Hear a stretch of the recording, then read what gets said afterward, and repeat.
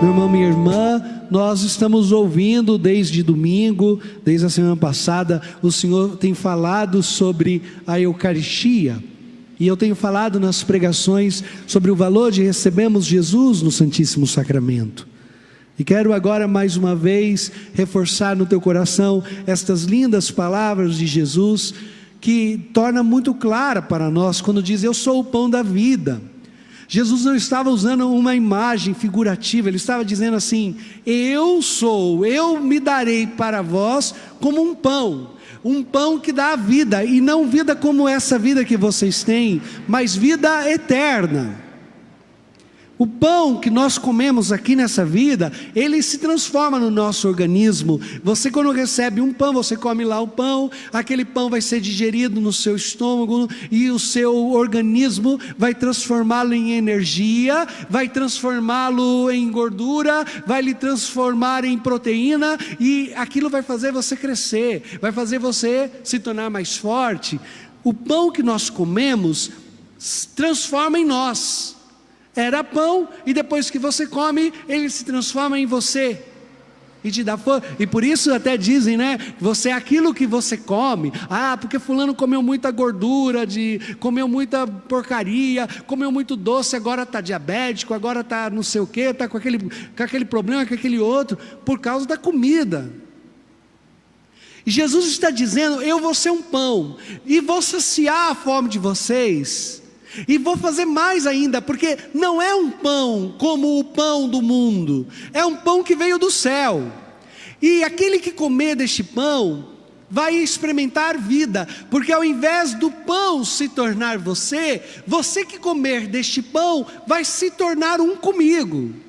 A Eucaristia é o pão que dá vida, porque o Senhor disse que Ele não vai perder nenhum, porque era a vontade do Pai que todos que crerem nele tivessem a vida eterna.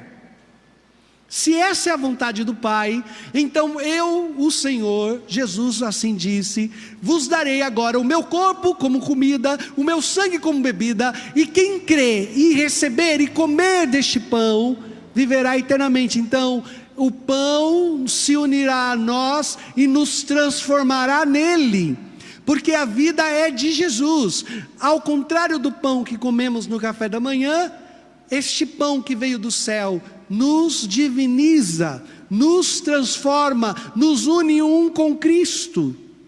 E por isso, ao recebê-lo, nós participaremos da vida que é própria de Jesus. É o grande mistério da Eucaristia. Nós falamos de todos os frutos que a comunhão produz, e esse é o grande fruto, o grande mistério da comunhão eucarística. Quem come deste pão viverá eternamente, terá a vida, aquela vida que o Pai quis nos dar. Por isso, amados irmãos, nós chamamos a Eucaristia de o pão dos céus. São Padre Pio dizia que quando uma pessoa comunga, os anjos de Deus ficam meia hora em torno dela, adorando Jesus no Santíssimo Sacramento, até que o organismo da pessoa absorva por completo aquela hóstia, e aquela Eucaristia, aquele pão, une a nossa alma de tal maneira com Jesus, nos tornamos um sacrário vivo. E por isso nós até fazemos nessa missa da desatadora, em outras missas, depois da comunhão o padre vai expor o Santíssimo, nós faremos um momento de adoração. Nós confiamos que aquilo que os nossos olhos veem e adoram é aquele mesmo Senhor que está conosco, e isso aumenta em nós a fé. Mas não seria o mais correto. Por que não seria correto? É quando a pessoa recebia a comunhão e ia para a capela do Santíssimo. Antigamente não tinha isso, as pessoas comungavam e iam direto para a capela do Santíssimo. Por que seria errado isso daí? Porque nós não compreendíamos então que quando nós recebemos Jesus, nos tornamos um sacrário, nos tornamos como ostensórios, porque carregamos em nós o Senhor da vida, Ele está conosco. Por isso uma pessoa não pode comungar, sair correndo da igreja, só comunga, já levanta, já quer ir embora, já tem pressa de ir embora. Por isso que é preciso, depois da comunhão, é preciso adorar, é preciso permanecer com o Senhor. Maravilhoso se nós ficássemos 5 minutos depois da comunhão, num pleno silêncio, deixando com que Jesus fale com a gente. nos tornamos tabernáculos do Senhor da vida, e aquilo que nos foi prometido nos é dado. O Senhor disse com muita clareza: esta é a vontade do meu Pai, que nenhum deles se percam, que ressuscitem no último dia. Então por isso eu quero dar a minha carne como comida. É da vontade do Pai que eles vivam, e aquele que vê e crê tenha a vida eterna. Então se você vê, se você entende as palavras de Jesus e crê neste grande mistério que Jesus deixou à igreja, que é a Eucaristia, então você terá a vida eterna. Gente, é um passe livre. Gente, é praticamente o Senhor está nos dando. Sabe quando você entra para um jogo e aí tem um código? Eu lembro quando eu era criança, adolescente, e os meus irmãos chamavam para fazer aqueles joguinhos de lutinha, esses joguinhos de videogame, e tinha uma senha. E quando você fazia aquela senha no controle, o personagem soltava o superpoder. E eu, que não sabia senha nenhuma, ficava passando o dedo em todos os botões do controle, até quebrar o controle. Eu ficava passando o dedo com nenhum louco, assim, até fazer bolha no dedo, e nunca ganhava. O personagem do joguinho ficava parecendo um louco, chutando para tudo que é lado, né? E quem sabe jogar, pega o controle, olha fixamente e vê a hora certa e faz aquele código no controle. Os jovens estão me entendendo? E o personagem do joguinho libera o poder. Gente, muito, muito pequena essa minha imagem, mas eu estou querendo dizer assim para você. Nosso Senhor disse o seguinte: olha, a vida, o grande jogo da vida, ela tem um prêmio muito grande de vida eterna, e você precisa saber a senha, você precisa saber o código para você poder participar e liberar essa graça sobre a sua vida. E o Senhor Jesus já deu para nós esse código. Ele disse: vejam, me vejam e creiam, eu estou velado no Santíssimo Sacramento, eu estou aqui no meio de vocês, e se você crer e receber, eu sou este passe livre, eu sou o pão da vida, e eu vos garanto que cumprirei a vontade do meu Pai, nenhum dos que foi me dado se perderão. Gente, que grandeza, que coisa maravilhosa. Se você entende isso, como ficar sem a comunhão, como ficar sem a Eucaristia? Quer ter vida eterna? Quer ter vida eterna? Você precisa comungar do pão da vida e compreender a grandeza do Senhor que está em você, compreender a maravilha do Senhor Jesus, que se fez um conosco, que se fez pão para nós. Então o homem e a mulher vai se tornando eucarístico, porque o próprio Jesus vai lhe transformando. E o ideal, no último dia da sua vida, quando você estiver doente, morrendo, e saber que o Senhor está à tua porta, você recebe uma última comunhão, e a igreja chama ela de viático. O viático é quando você recebe a comunhão, você está prestes já a morrer, então o sacerdote te unge com o óleo da unção dos enfermos, perdoa os pecados, e lhe dá a última Eucaristia da sua vida. Ah, como que eu ia me esquecer uma cena que vivi quando eu era seminarista lá em Goianésia, em Jordanésia, em Cajamar.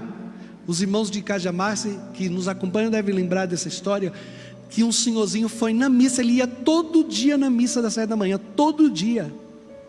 E quando você falava com ele, ele dizia: olha, eu não tenho medo de morrer, eu só tenho medo de não morrer sem comunhão com o meu Senhor. Ele falava isso, ele falava que o medo dele era morrer não em comunhão com Deus, mas não ter medo da morte.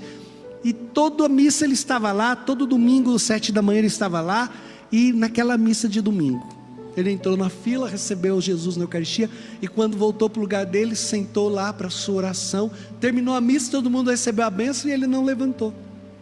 E quando for ver, ele morreu depois de receber a comunhão, sentado no banco da igreja. Meu Deus, que comunhão, que última comunhão, que viático maravilhoso recebido no santo altar, dentro da própria igreja. Mas muitos recebem ele nos hospitais, recebem nas casas, os enfermos. Gente, só recebe quem já entendeu, só tem desejo quem já entendeu. Eu quero que você que esteja me ouvindo, que você entenda isso daí. Agora, lógico, nesse momento você não pode estar comungando, não tem sacramentos, a igreja não está vivendo essa vida sacramental por causa dessa quarentena, mas é preciso que você entenda o poder dessas palavras de Jesus no sacramento da comunhão, para que quando alguém da tua casa se entregar a uma profunda enfermidade, não deixe para a última hora, mas percebendo que é uma enfermidade grave, que busque a unção dos enfermos, que busque confessar-se, que busque receber a Eucaristia. Algumas vezes a família fala: padre, meu pai, meu tio queria receber a comunhão, mas aí você chega lá, já está com sonda, já não pode mais comungar, aí não tem mais jeito, porque deixou muito para a última hora.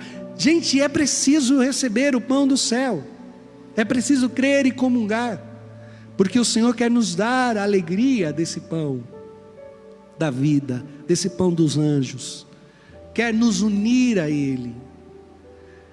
E à medida em que nós vamos compreendendo a grandeza da vida eucarística, do que é ser um homem ou uma mulher eucarístico, receber Jesus na Eucaristia, nós vamos nos tornando também profetas, sinais no mundo. Veja, a primeira leitura disse que quando começou a perseguição em Jerusalém, todos se dispersaram. E aí os inimigos de Jesus, os inimigos da igreja, pensaram assim: agora a comunidade de Jerusalém dispersou, agora vai acabar essa força deles de ficar falando do ressuscitado, de Jesus, cada um foi para o seu canto. Gente, o Espírito Santo sabe trabalhar com tudo, quando encontra um coração que ama, o Espírito Santo faz maravilhas. Então os cristãos se espalharam, e ao invés de matarem a doutrina de Jesus, pelo contrário, cada um foi para um lugar e começou a falar de Jesus, começou a dizer sobre o poder de Jesus, da Eucaristia, começou a falar sobre os mistérios, começou a falar sobre como o Senhor fez suas promessas, e o cristianismo só foi crescendo. Sabe, nesse momento, se você ama Jesus, e os outros vão compreendendo que você está entendendo, você não era de igreja, você não acompanhava as missas, e a missa da desatadora te trouxe para perto do altar, para perto do Senhor, e aí você começou a compreender quem é Jesus, e você começou a amar a palavra, e ter desejo de comungar, e nasceu no teu coração o desejo de casar para poder receber a Eucaristia, e foi muitas coisas se aconsertando em você, porque você percebeu que precisava da vida. Você cansou de viver sobre o espírito de morte, e você entendeu agora qual é a senha para liberar esse poder que passa de fase, esse poder maravilhoso da vida que vem de Jesus, da Eucaristia. Então você começa a se converter. E sabe, a sua conversão, nossa, você fica 2 horas na frente desse televisão, desse celular, ouvindo esse padre, assistindo essa missa, cantando com esse ministério. O que você tanto faz aí na frente da televisão? Você não sai mais desse celular. O que você viu naquela igreja? Você vai dando testemunho, porque ninguém viu você tanto tempo rezando, tanto tempo parado, e o jeito que você faz um sinal da cruz, o jeito que você adora, o jeito que você se ajoelha diante de Jesus, o jeito que você passa na frente da comunhão, você é sinal, você se torna um homem e uma mulher de adoração, um homem e uma mulher eucarístico. E eu digo para você, meu irmão, minha irmã, se assim você fizer, se você se tornar um homem ou uma mulher eucarístico, então o que vai acontecer? As pessoas vão começar a se converter. Elas vão olhar e vão dizer assim: nossa, aquela pessoa, aquela criança ama tanto Jesus, aquele jovem ama tanto Jesus, aquele casal é tão eucarístico, o que eles encontraram? E vão começar a se converter. Gente, nós estamos vivendo também isso. É isso, o demônio fez uma grande armadilha e nos dispersou, mas nós estamos agora onde nós estamos, nos lugares que estamos, nas nossas famílias, nas nossas casas, nós estamos agora vivendo um grande tempo de adoração, onde os verdadeiros adoradores estão testemunhando: Ele está vivo, e por isso sentimos saudade, sentimos desejo, por isso o amamos, porque nós compreendemos, nós descobrimos agora qual é o macete, qual é a senha: é ver, é crer, é comungar o Senhor da vida, o pão da vida. E essa graça maravilhosa que nos alcança através de cada comunhão permanecerá em nós.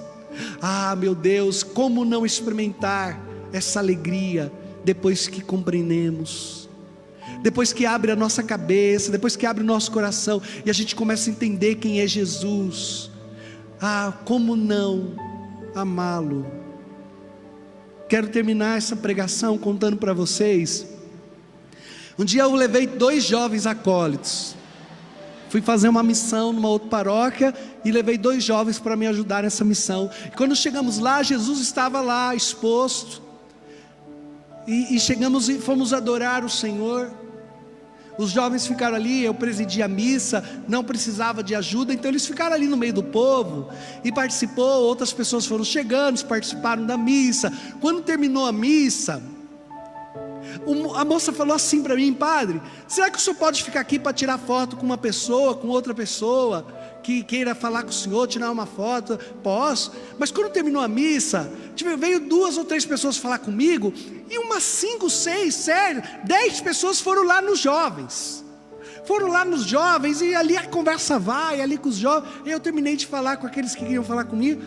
Aí quando fui me aproximando dos jovens, as pessoas se despediram, saíram, e eu falei assim: nossa, o que aconteceu por aqui, que eu vi que vocês tinham, né, Eles disseram: sabe o que é, padre? Eles vieram perguntar de onde que a gente era, que não nos conhecia, e que vendo a gente participar da missa com tanto fervor, com tanta adoração, eles se sentiram profundamente tocados.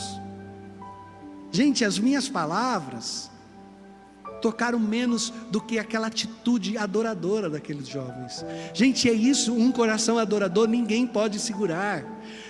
O inimigo armou uma cilada, mas o Senhor levantou homens e mulheres que o amam.